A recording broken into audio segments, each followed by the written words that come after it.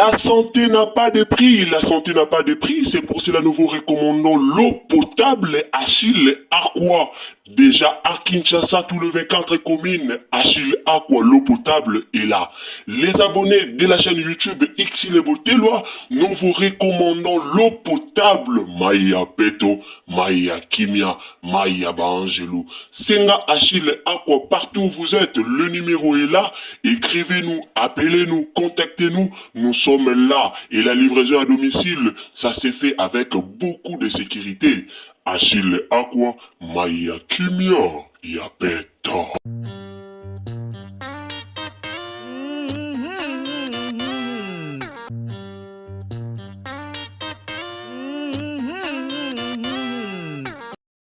Mbote la famille, bonsoir à tous, bonjour, bonsoir, cela dépend de l'ère à laquelle vous nous suivez.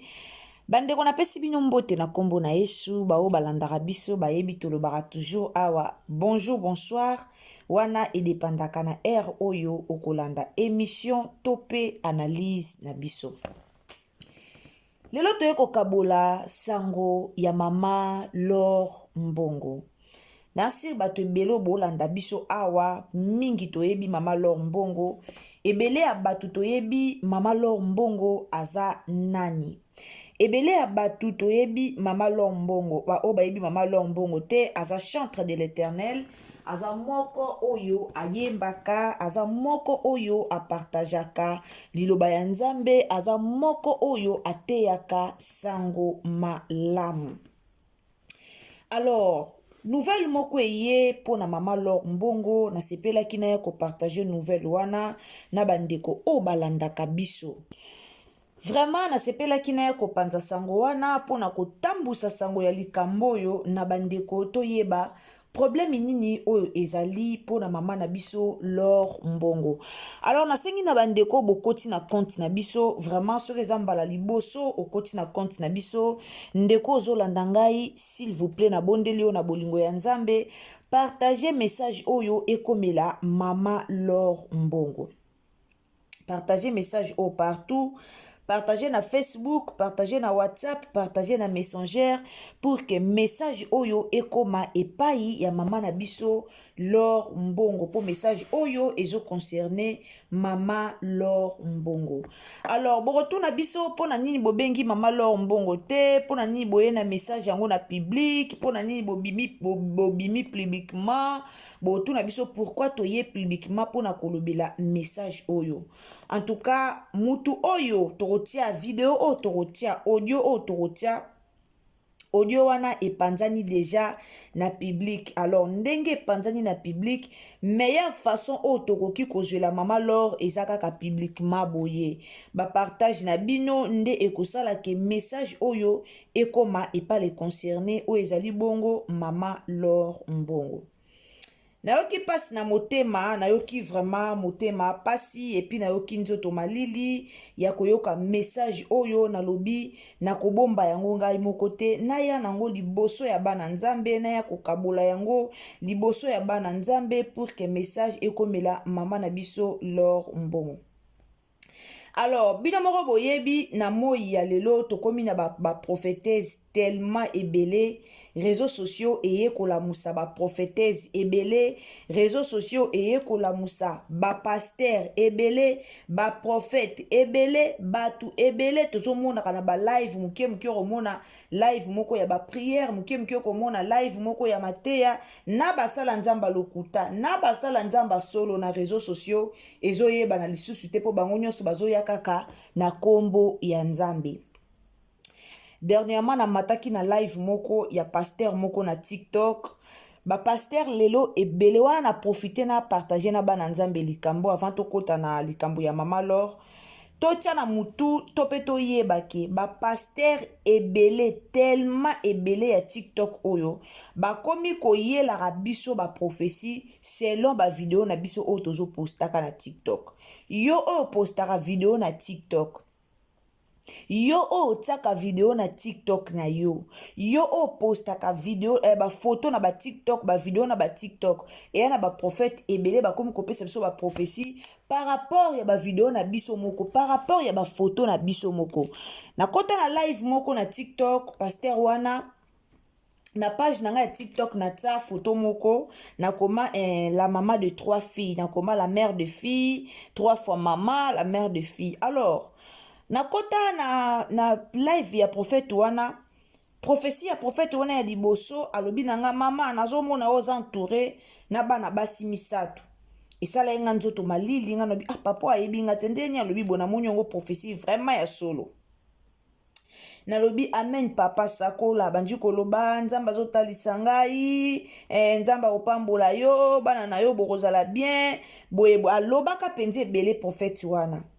Tangu na kiti na live wana nga moko nalobi prophète aza ya solo ndeni ayebi ke naza na 3 filles naza na bana misatu ya basi. Ndeko moko aye komata na live wana lisusu ndeko moko amati Saint-Esprit elobi kati na nga nakota na page directement nakota na page ya ndeko wana oyo amataki na live. Po live ya pasteur wana ezalaki ya video te, ezalaki ba live oyo basalaka ba système ba audio bandeko bamataka na ba live bayebi wana. Nazopesa bino témoignage ya likambo oyo avant natiela bino video ya makambo oyo ekomeli mama Laure Mbongo. La famille ndeko moko aye komata na live ya pasteur wana. Ndeko wana tango amati Saint-Esprit penze lobi kati na nga nakota na page ya ndeko wana directement na cliquer kombo ya ndeko wana na yebi epete mbali boso pe na mona ezaki ka na live wana na cliquer na page na ye na koti na leki 3 video 4e video na ye komona ndeko wana asimbi bana mibale ya mapasa ya mibali bana ba bébé ya mibali bakomi akomi bienvenue mes garçons akomi wana mapasa. Nazongi na live wana directement na yoka prophète wana alobi na tantine wana na ndeko wana nzambe otalisa nga aux entourés na mapasa moko mibale ya mibali. Nabi prophète oyo aopesa ba prophétie selon ba video o azo poso muta matina live wana prophète wana zorana nutana ye abandi koloba na batu bota pote komi qu'est-ce que je vois na makanisi qu'est-ce que je vois après ayoko bimisa nzamba la kisinga ndeko moko ndeko wana ye kokita ndeko mususu aye komata na live wana kaka le même prophète tangu ndeko wana mususu amati na live le même prophète azoloba lisu na ndeko wana natali susu page ya ndeko wana namoni ndeko wana azalaki na voyage na Dubai koto baliaka soki bachokola place wana baliaka bachokola ekitaka wana na Dubai. Pasteur na prophète wana lobi su na ndeko wana nzamba otalisa nga dernièrement oyo tosala voyage à Dubai na lobi directement non ba pasteur à TikTok il faut peuple congolais tous à mayele et yana ba pasteur mususu ba prophète mususu bazo yana ba prophétie et ça penza ainsi dit l'Éternel. Mais eza pe na ba misusu bazo yana ba prophétie oyo eza nango ainsi dit l'Éternel te. Ba prophétie misu tozomona eza vraiment ainsi dit l'Éternel wa nzamba lobi ya isalami mais mususu eza ainsi dit l'Éternel te. Wana peuple congolais bana nzambe il faut tozala na bokebi il faut kozala toujours mayele. Il faut kozala mayele yeba nani azo prophétiser pour na yo nani azo pesa o prophétie ba prophétie ebele epanza ba foyer ba prophétie ebele ebebisa ba mabala ya bato. Pourquoi na memi bino na témoignage o ezali bongo ya nga moko pona lingi natiela bino video moko bokoyoka mama moko aza prophétesse apesi ba prophétie moko concernant Sœur Laure Mbongo na okinjoto malili. Alors selon la prophétesse alobi ke apesaka prophétie et pas ya femme Tamar prophétie wana esalemaka. Apesaka prophétie et pas ya Michel Bakenda prophétie wana esalemaka. Alors lelo nzamba lakisi ye prophétie et pas ya mama na biso Laure Mbongo. Bomoni mama prophétesse o alobi apesaki prophétie na ya pesaka esalemelaka femme Tamar prophétie na ya pesaka esalemelaka Michel Bakenda. Alors aye na prophétie pona mama Laure Mbongo. La famille na otikela bino tolanda prophétie o ba pesi pona mama Laure Mbongo après ngana bino tokozonga sima.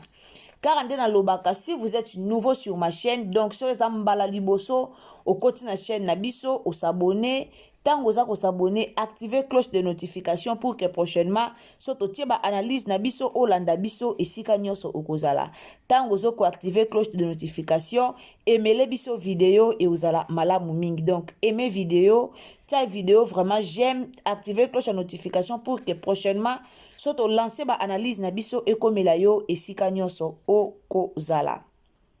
Alors, tolanda prophétie ya mama Laure Mbongo après nganabino tokozonga sima tolanda. Na moni yo kosambwa na toile et tout le monde koloba mabe contre yo et puis ba rejeter yo. Mama Laure esiko zali keba na moni nzambe ameminga kolakisa ngai na moni osambwe na toile basa koloba pona yo partout et tout le monde a rejeté yo comme si quelqu'un oyo donc aza vraiment aza ennemi na bango. Luka vraiment que oluka elongi nzambe poso ko luke elongi nzambe te eza pasi ndenge na moni eza humiliation moko oyo ezoya na ndenge ya mabe. Nzambe alakisaka nga femme Tamara kaka boye soki okiti na bavideo na nga na se kuna okokuta ke avant femme Tamara makambo ekomela ye namonaka femme Tamara mopepe makasi ezoya nayebaki te soki akose sa sortir na mopepe wana me namonaki nzambe ayebisaki nga soki ase confie na ngai nakobimisa ye lisusu na ozongisa ye ase confie na bato te ase confie na atala pe grandeur ya mopepe wana te tala mopepe ezoya makasi na vie ya femme Tamara na suka mopepe wana ebetaki ba video o na pesaka ezali oyo pe tango mopepe komaki bato babandaki kobenga nga ezali e tango pe nasalaki deuxième vidéo pona ko confirmer que prophétie kokisami eza wana soko kiti na se okuta na salaka prophétie vision ya Emekan même elamba na lataka yango tango na salaka yango vision ya Emekan na salaka nango vision ya femme Tamara po ezalaki le même jour. Soki okitika na ba video na nga na seti omonika video Emekano otiki yango okuta video na salaka ke femme Tamara mabezo ya pe na sima nango mabe ekomelaki femme Tamara puis kaka ndenge nzambe ayebisaki nga na toile ezalaki mobulu mopepe yaki makasi nzambe pe ameminga kolakisa ngai yo eke mopepe ezoya makasi oke peuple congolais koyeba ba vérité ongana na moni comme si ba découvrir ba vérité moko après ba rejeter yo na niveau moko que non mama Laure Luka elongi ya Nzambe et que Nzambe asalo grâce o yeso luke komela yo ekomela yo te na lobaka kaka Nzambe alakisinga tika Nzambe apambola yo motoko edengai po ngai na kendeke nanga kotambola koluka bato te bato bakoma na bango ba incrédule balingaka koyoka mongongo Nzambe te na partageaka yango po ayoka soka ayoki toile pe koyoka soki ekokisami kombo Nzambe kosala nini ekozwa lokumu soki pe aluki Nzambe ke Nzambe épargné na yango kombo Nzambe ekozwa lokumu tika ke Nzambe na lola a aidé yo au soutenir dans la révélation oyo et comme la maman Laure esika azali kolo akopambola yo na kombo na Yesu Christ. Maman Laure na moni yo kosambwa na toile et tout le monde koloba mabe contre yo et puis ba rejeter yo. Maman Laure esiko zali keba na moni Nzambe ameminga kolakisa ngai namoni osambwe na toile baza koloba mpo na yo partout et tout le monde a rejeté yo comme si quelqu'un oyo donc aza vraiment aza ennemi na bango. All done, Sue? Yep. La famille wana bouti kolanda vidéo ya Mama Laure Mbongo, bolandi vraiment prophétie, bolandi vidéo ya Mama Laure Mbongo o ndeko na biso aye koloba prophétie o amonaki pona Mama Laure Mbongo. Alors, na ba commentaire bandeko ebele ba déclarer, bandeko ebele ba lobby pona nini tango zui prophétie ya mutu okoki kokende koluka mutu wana ye mokote pour que o prophétise o pesa ye prophétie oyo yo ozwaki pona ye. Alors, selon ndeko na biso alobi ke komona ba Mama Laure Mbongo eza difficile. Eza difficile, alors meilleur nzela oye a trouva ki po aya kopesa prophétie na ye eza kaka awa na réseaux sociaux TikTok. Yango bomoni ayaki penza kopesa prophétie na ye lolenge asalaka pe pona batu misusu. Mais pona nga na trouvé yango eza vraiment kitoko te moni tango zui prophétie pona mutu zala pe professionnel. Tango zui prophétie tango nzambe alakisi yo likambo mpona mutu zala professionnel. Zala professionnel ya okende soki mutu wana koyoka na ye te eza problème te eza ainsi dit l'Éternel yo okomisi message na yo.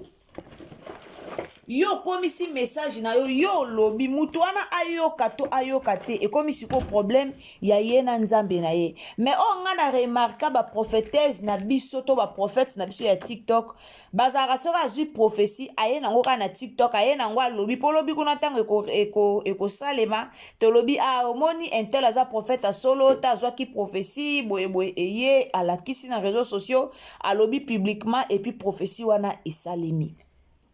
Ba prophète, ba prophétesse, ba prophète nyonso TikTok. Muto ayebi relation na ye na nzambe na ye. Muto ayebi esika o ye abandana nzambe na ye. Muto ayebi kasambela nzamba solo. Muto ayebi ke apesaka ba prophétie ya solo. Azana besoin te ya roya liboso batu pona kolakisa ke no prophétie o ye apesaki eza ya solo prophétie na ye ezalaka azata na besoin wana te. Tango zui prophétie ya ndeko na biso Laure Mbongo kende luka Laure Mbongo. Tango zui prophétie ya ndeko na biso Laure Mbongo oza prophétesse oza servante de Dieu lolenge Mama Laure Mbongo oza servante de Dieu lolenge yope oza servante de Dieu. Alors tango zui prophétie kende luka ye solola na ye na place oya nango publiquement. Po tango boyaka na ba prophétie publiquement boye diable pe akotaka. Eloko wana bino boye barate. Tango ozoya na ba prophétie publiquement, diable akotaka makasi. Diable akotaka makasi.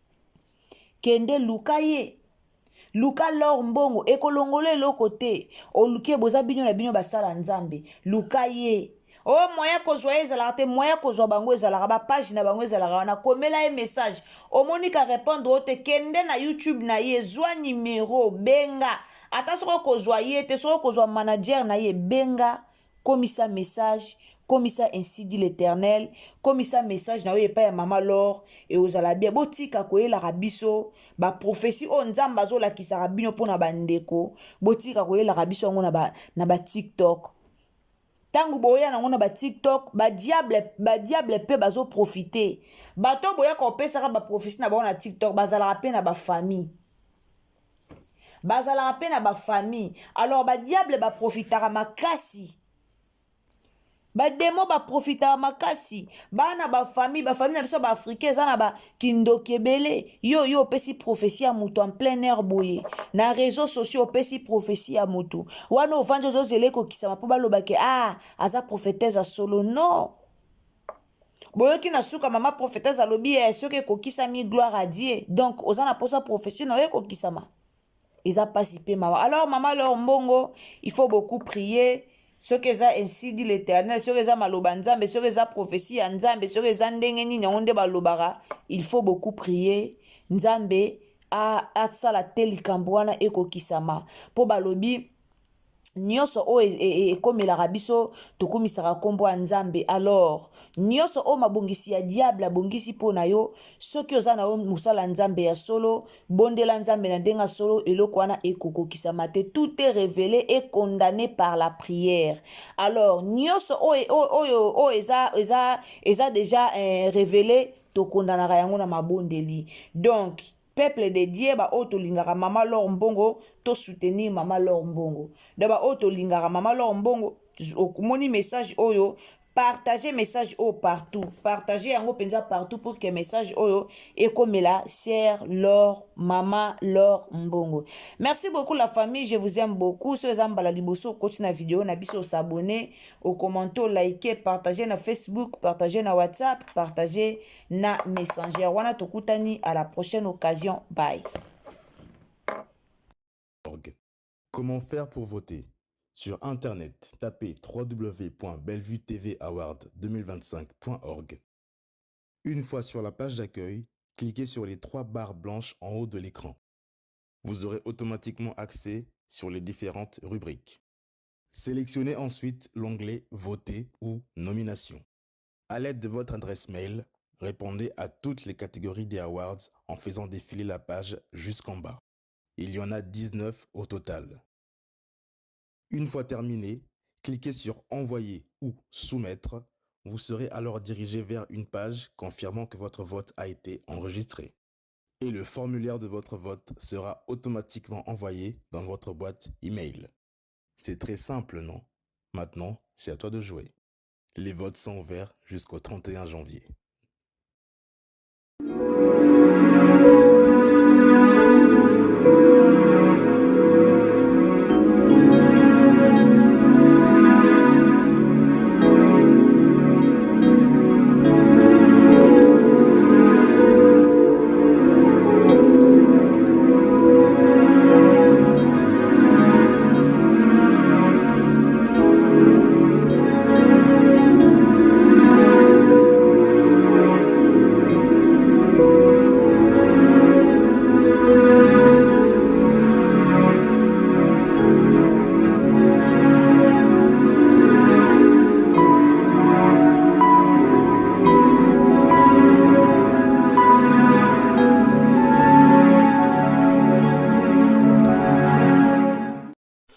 La santé n'a pas de prix, la santé n'a pas de prix, c'est pour cela nous vous recommandons l'eau potable Achille Aqua. Déjà à Kinshasa, tous les 24 communes, Achille Aqua, l'eau potable est là. Les abonnés de la chaîne YouTube Xilebo Teloa, nous vous recommandons l'eau potable Maya Peto, Maya Kimia, Maya Bangelou. Senga Achille Aqua, partout où vous êtes, le numéro est là. Écrivez-nous, appelez-nous, contactez-nous, nous sommes là. Et la livraison à domicile, ça s'est fait avec beaucoup de sécurité. Achille Aqua, Maya Kimia, Yapeto.